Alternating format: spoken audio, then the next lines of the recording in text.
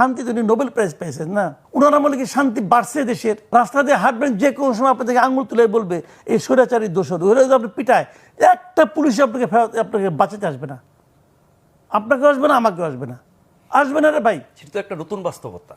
নতুন বাস্তবতা, এই বাস্তবতার নাম কি শান্তি? না, অভ্যুত্থান পরবর্তী বাস্তবতা, যত কিছুই কোন ভাই, এটার নাম শান্তি কি? এটা কোন আমার নিশ্চয়ই না। আচ্ছা গুড, এটা হলো পয়েন্ট। কি বাস্তবতা, কিসের পরে কি হয়েছে ওই আলাপ পরে করবেন। ওটা তো মায়ের খাওয়ার পরে যখন আপনি বিছানায় শুয়ে থাকবেন তখন চিন্তা করবেন যে কেন হইলো, কিন্তু মায়েরটাকে আপনাকে খাই নিতে হবে। কারণ উনি এমন এক শান্তি সারা দেশে ছড়াই দিচ্ছেন যেখানে মায়ের খেলেও চুপ করে থাকতে হয়, কিছু করা যায় না। আওয়ামী লীগ আমলে আমরা শুনতাম যে বিএনপির নেতাকর্মীরা ঘরে থাকতে পারতো না, নদীর চরে যেয়ে থাকতো, তাও মানে জঙ্গলে থাকতো। এগুলি কিন্তু সিনেমার গল্প না, কিন্তু বাস্তব এই দেশে ঘটছে। এই জিনিসগুলো কে ঘটাইছে? আওয়ামী লীগ ঘটাইছে। যে কারণে তাকে আমরা স্বৈরাচার বলেছি, ফ্যাসিবাদী বলেছি, তাকে দেশ থেকে তাড়িয়েছি। বললাম তো যে ওনাকেও বিদায় নিতে হবে। উনি বিদায় নিতে পারবেন না, ওনাকে বিদায় দেওয়া হবে। ওনার যে সমস্ত আচরণ শুরু করছেন ওনার তো এটা বোঝা উচিত যে আমি এখানে কি করতেছি।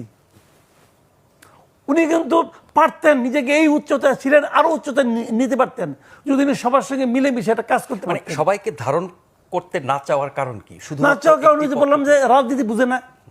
তাহলে যারা রাজনীতি বোঝেন, বহু বছর ধরে রাজনীতি করছেন, তাদের সহযোগিতা পরামর্শ নিলে নাই তো উনি প্রথমে কি বলছেন দেখেন, আবার খেয়াল করেন। আবার আমি ওনার 25শে অগাস্টের বক্তৃতাটা আপনাকে আবার পড়তে বলবো, আজকে পড়ে অনেক জ্ঞান লাভ করবেন ওখান থেকে।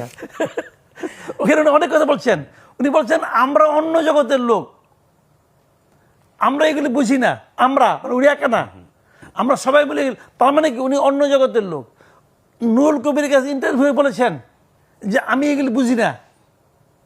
তো বলছে তাহলে অন্য যারা ভুল টুল করে তাদের কিছু বলেন না। ওনাদের কি বলবো, আমি তো ভুল করি, আমি তো বুঝি না।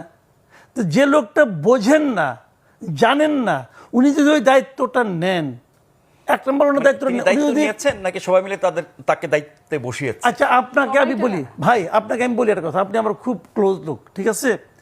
তো আমি মনে করেন একটা গাড়ি কিনছি, আমি বললাম নাজমুল্লাহ সাহেব আপনি তো আমার খুব পিয়ারের লোক, আপনি গাড়িটা চালাই না, চলেন যাই। আপনি বলেন যে কামাল ভাই আমি তো ভাই গাড়ি চালাতে জানি না। আমি কোনো সমস্যা নেই, চলেন তো। আপনি বারবার বলছেন আমি জানি না, তাও আপনি নিয়ে বসাইলাম। তা আপনি চালানো শুরু করলেন, কি হবে? আপনি মরবেন, আমারে মারবেন, গাড়িটাকে ধ্বংস করবেন। কারণ আপনি যেটা জানেন না, আপনি যেটা জানেন না রে ভাই। তো অনুরোধ তো ঢেকে গেলে যায় না। উনি তো অনুরোধে ঢেকে গেলছেন, আপনি ওরা বলেন আবার উনি যেটা আমি জানি না। ভাই এটা কি খেলাধুলা নাকি? কিন্তু ওই সময় কি আর কোনো বিকল্প ছিল? সেটা তো ওনার দেখার ব্যাপার না। বিকল্প থাকে না কেমন করে? ডক্টর ইউনূসের বয়স কত? উনি উনি উনি অমর, পৃথিবী থেকে অমর আছে। অভ্যুত্থানকারী নেতৃত্ব শুনেন, এরকম বিকল্পহীন ক্যারেক্টার শেখ হাসিনাও বলতো, তারও কিছু চামচা ছিল। আপনারা আমার বন্ধু বান্ধবী ছিল অনেক, যে তেল মালিশ করতো যে আপা আপনি তো অমর, আপনার মরে গেলে দেশের কি হবে, আপনি মরে গেলে পৃথিবীর কি হবে, এগুলোই বলতো। তো উনি যে নাই, তাতে কি পৃথিবীর কোনো সমস্যা হয়েছে না দেশে কোনো সমস্যা হয়েছে? কেউ পৃথিবীতে এমন কোনো ব্যক্তি নাই যে নাকি অপরিহার্য, উনি ছাড়া চলবে না, সব কিছু ছাড়াই চলবে এবং চলে। এটাই দুনিয়ার নিয়ম। এই জিনিসটাকে যারা মানতে না পারে, তাদের মনোভাব, তাদের আচরণ